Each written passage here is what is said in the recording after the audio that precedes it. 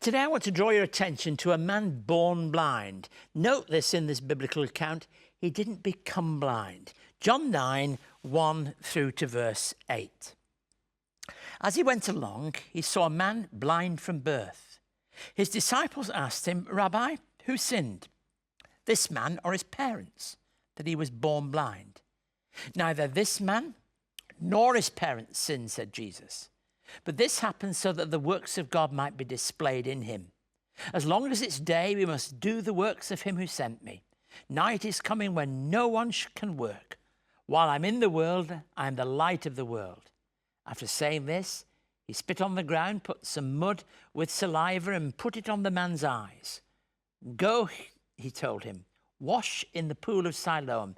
This word means sent. So that the man went and washed and came home seeing. His neighbors and those who had formerly seen him begging asked, "Isn't this the same man who used to sit and beg?" There's much more at stake here than the man's physical sight. I keep wanting to say that whenever I read this passage. This isn't just about the fact the man didn't have sight. This was something that marked out his life.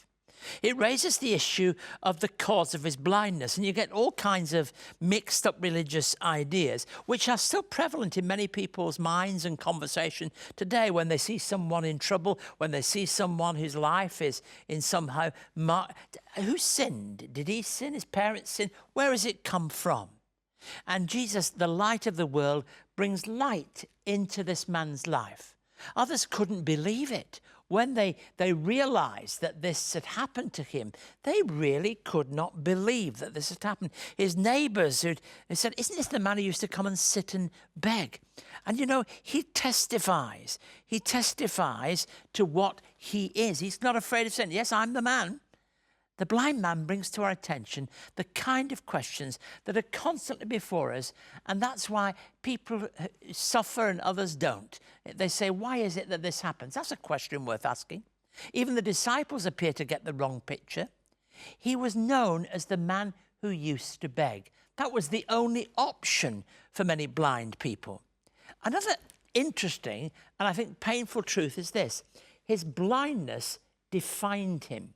It became the all-important way in which you understood this man.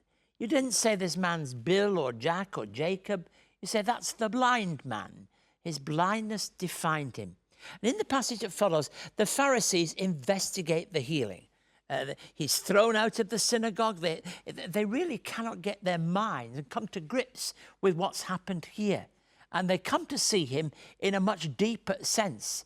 That there's something about this passage that really throws me onto trying to understand what it is that Jesus does. He gives people dignity. In bringing sight to this man, he says, you're more important than the blindness that defines you. You can be defined by the one who has now received sight. You can be defined by light, not darkness. You can be defined by the one who gives you sight. And you can be defined by the one who acknowledges the lordship of Christ. You know, it's one of the great stories of John's Gospel. We read right from the very beginning in what we know as the prologue, that Jesus is light that has come into the darkness. The darkness has failed to comprehend it. And Jesus is the light of the world. And the one who is the light of the world, the one who has come into the world's darkness to bring light, brings light into people's lives. Now, it could be much more than just the man being blind. Whatever it could be, many people are defined by things that could easily hold them grip, hold them prisoner to whatever it is that is there to hold their lives back. And they need releasing. They need saving in the best sense of that word, and bringing them set free in a new way. Well, here's a man who was set free. I can't imagine the reaction of his family, his friends. He was probably taken to this place every day. He made his way there, and he knew what it was to be there. But, you know, he didn't need it anymore, because this man now had a sight that would enable him to look on the world in a different way.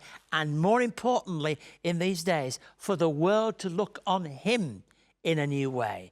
Thank God for his saving, healing power that makes such a difference into people's lives. And I'm grateful to people like Richard who've shared in their story something of that power that sets people free once they can be free from what holds them back. May God give each one of us new sight and new vision.